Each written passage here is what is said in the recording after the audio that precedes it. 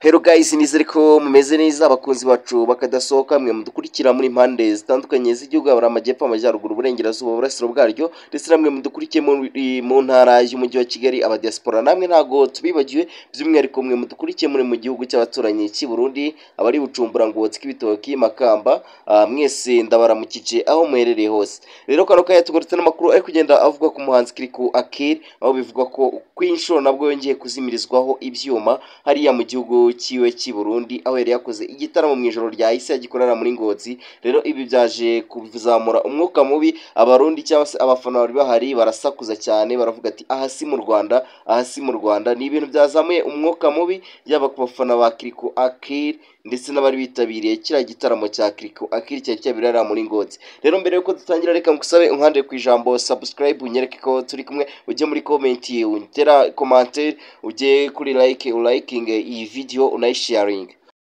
Rero uyu muhanzi Kiriku Akili bongeye kumuzimirizaho ibyuma ubwo yari amaze gususurutsa abantu cyangwa se ubwo yarashyuhije abantu, yarazamutse kuri stage abantu bose barahaguruka. Rero bamwe mu bari bitabiriye igitaramo cyangwa se bamwe muri ba performance hari abagize ishyari rero bazimya ibyuma bya Kiriku Akili.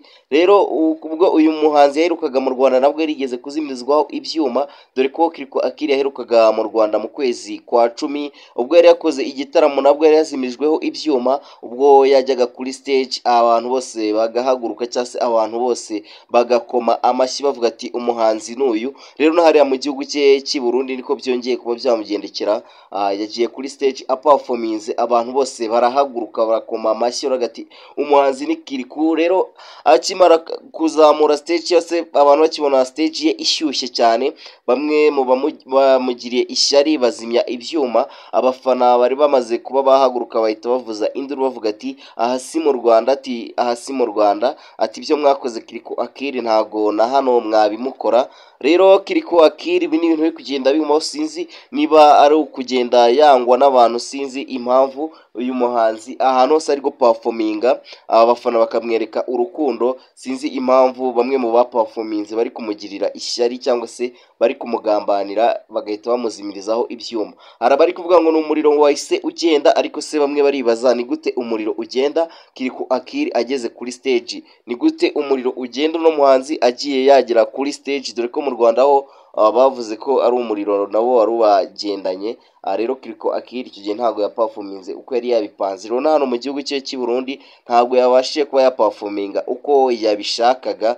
Rero Kiriku Akili ni ibintu byamurakaje ndetse n'abafana biwe bari bamaze kuba bashyuha cyangwa se abafana be bari bamaze kuba bahaguruka biteguye ko bagiye kurya show, ibyuma bikazimira kuno muhanzi. Barakaye cyane bizamura umwuka mubi hariya mu gihugu cye cy'i Burundi, dore ko bavuze ko na Neva yumvishe ibyabaye kuno muhanzi Kiriku biramubabaza, aravuga ati abarundi ni gute mutari gufashanya ahubwo mukagira. Andi makuru rero ari kuvuga ko uno muhanzi Kiriku Akili nuko hari umukobwa uturuka hano mu gihugu cy'u Rwanda urimo aramusaza. Rero uwo mukobwa nta wundi akaba yitwa Yellow the Queen. Rero Yellow the Queen amakuru ari kugenda atugeraho avuga ko ari gusaza uno muhungu Kiriku Akili. Rero Kiriku Akili avuga ko yakunze Yellow the Queen akimubona ku mafoto, cyangwa se ko ari we mukobwa mu gihugu cy'u Rwanda cyangwa se mu gihugu cy'i Burundi, ibihugu byombi ko akunda uno mukobwa Yellow the Queen. Yabivuze mu kiganiro cyangwa se mu biganiro yagiye avuga. Rero yavuze ko nta wundi mukobwa akunda usibye Yellow the Queen. Rero bamubaza ese uyu mukobwa ukunda Yellow the Queen mwigeze kuba mwahura? Kiriku Akili avuga ko batarahura, gusa yamusabye ko bahura.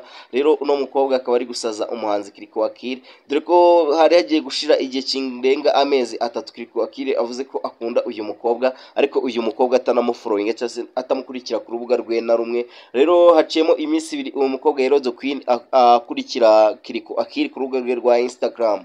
Ni ibintu byashimishije abakunzi ba Kiriku Akili ndetse na Kiriku Akili ubwe ndetse n'abaturuka mu gihugu cy'i Burundi.